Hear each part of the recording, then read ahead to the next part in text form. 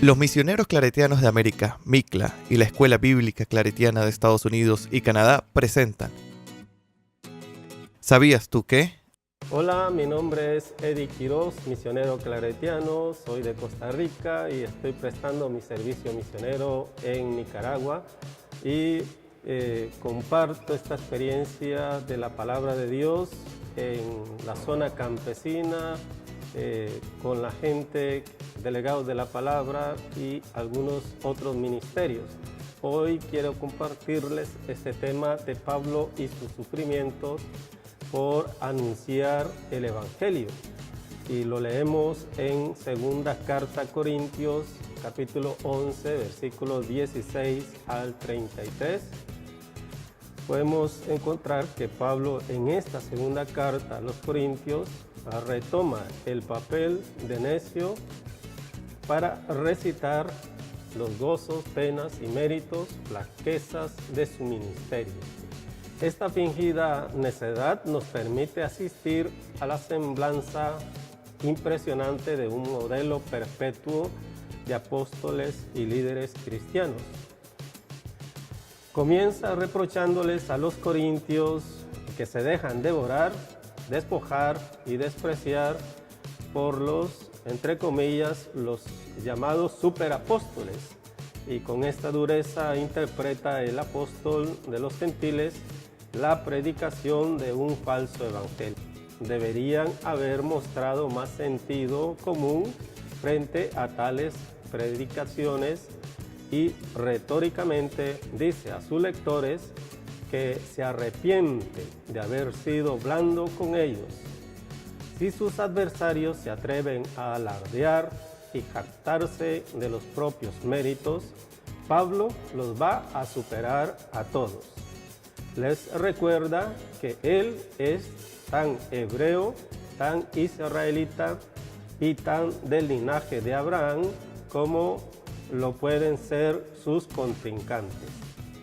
Si de lo que verdaderamente se enorgullecen sus rivales es de sus méritos apostólicos, Pablo los supera cómodamente.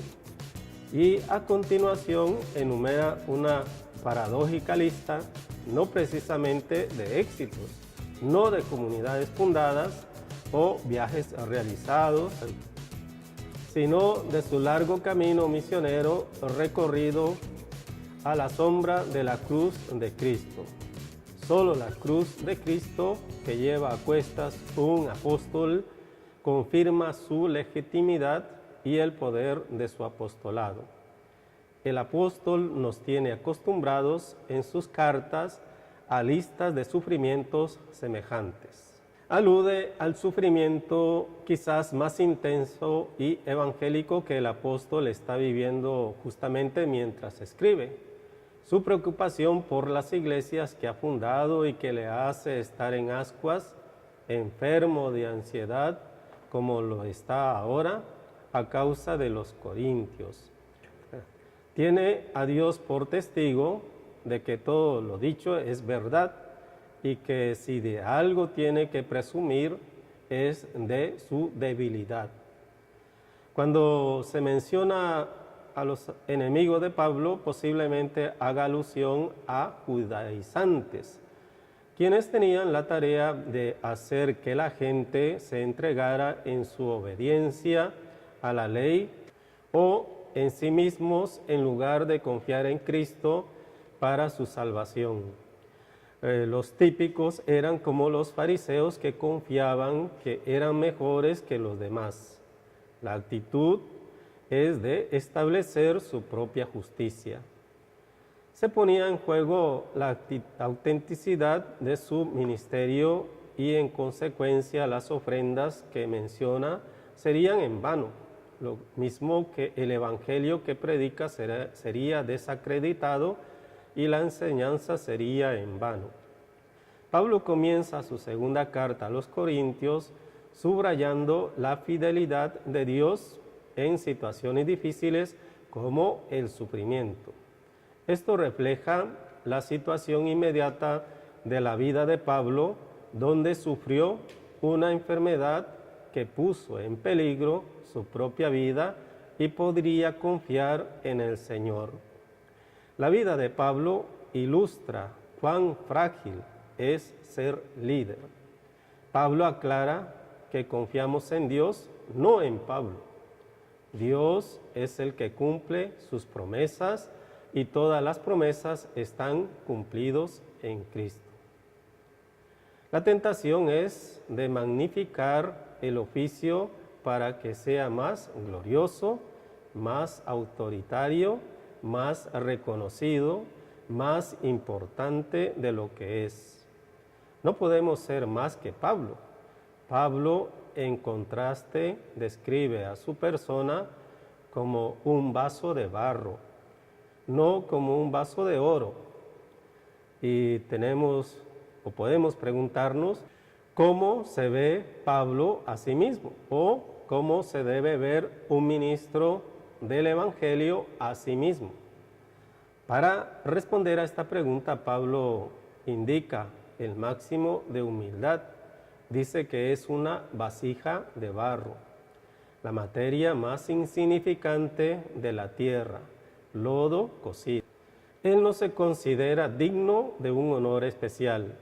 No es jefe, ni es dotado, ni el poderoso, sino simplemente el vaso que contiene el mensaje de máximo valor. Pablo rechaza la cultura de orgullo que es tan común hoy. Los enemigos de Pablo atacan su apariencia de ser débil y tímido, de ser mal orador. ¿Cuántos de nosotros solo juzgamos las apariencias? El problema de fondo es la manera que la gente piensa y no en la reprensión de los demonios. Es una guerra por la mente. Ellos necesitan entender el argumento del Evangelio y dejan sus prácticas culturales que estaban fundadas en otras religiones. La meta de Pablo era destruir argumentos y toda altivez que se levanta contra el conocimiento de Dios y llevar cautivo todo pensamiento para que se somete a Cristo. Los que no predican el Evangelio de Cristo son mentirosos. Ellos buscan ganancias para su propio beneficio y no el beneficio de la comunidad. Pablo, para ponerse en contraste con estos falsos, emplea, entre comillas, el discurso de un necio, que es una forma literaria sarcástico que permite el autor hablar con franqueza a los corintios. Este discurso enfatiza lo débil de Pablo en contraste con la fuerza de los falsos, entre paréntesis, apóstoles. Pablo describe, enumera los sufrimientos que pasó en vida. 5 veces recibió 40 azotes menos 1 por los judíos, 3 veces azotado con varas, 1 vez apedreado, 3 veces naufragó, peligros sin número por causa de Cristo. El sufrimiento se convirtió en parte de su vida. También confesó y declaró que con lágrimas por el Evangelio siguió adelante. Tenía un gran pesar por la frialdad de unos y su oposición por los que se oponían al Evangelio. Dolor y lágrimas por su misma parentela.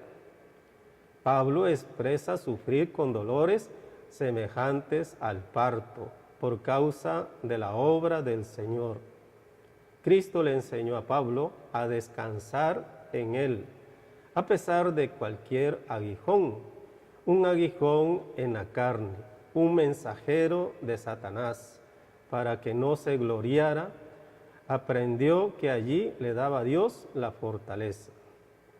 Pablo juega el mismo juego de los falsos apóstoles, pero los reprende a jactarse de su sufrimiento. La crítica va a 2 niveles. El primero, a los superapóstoles, entre comillas, de un trasfondo judío y predican, entre comillas, otro evangelio. Y segundo, la debilidad de la iglesia de Corintio por haber aceptado a los pseudos apóstoles. Estos superapóstoles, entre comillas, despreciaban el trabajo y doctrina del evangelio, que era la enseñanza de Pablo. Estos decían que su obra era insignificante. Pablo aseguró gozarse en el sufrimiento por causa de los hermanos de Colosas, y más tarde confesó estar crucificado con Cristo y no vivir él más, dejó sus deseos y pasiones para su Señor, y llevar las cicatrices y marcas del sufrir por Cristo. Tan grande era el impacto del sufrimiento por Cristo que redundó para bien en Pablo. Se sentía plenamente lleno de todo consuelo del Señor. El sufrimiento no lo detiene y aún está dispuesto al sacrificio por su Señor. Y recuerda, el fin de todo creyente es dar su vida en ofrenda, como Él mismo lo hizo. Reconoce que el pueblo de Dios pasará por sufrimiento y tribulación. Los corintios están sometidos a una especie de engaño y se someten voluntariamente al abuso espiritual. En la actualidad aparecen falsos maestros que los esclavizan, asumen el control de sus almas, los obligan a servir, los explotan, quitan todo lo que tienen. Jesús ya había denunciado a los fariseos porque ellos devoraron los bienes de las viudas, se aprovechan de ellos.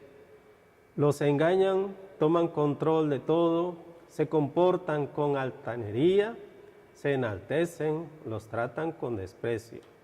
Les dan de bofetadas como abofetearon a Jesús, un signo de mucha falta de respeto. Están humillándolos. Desafortunadamente, estos abusos son muy comunes hoy en día.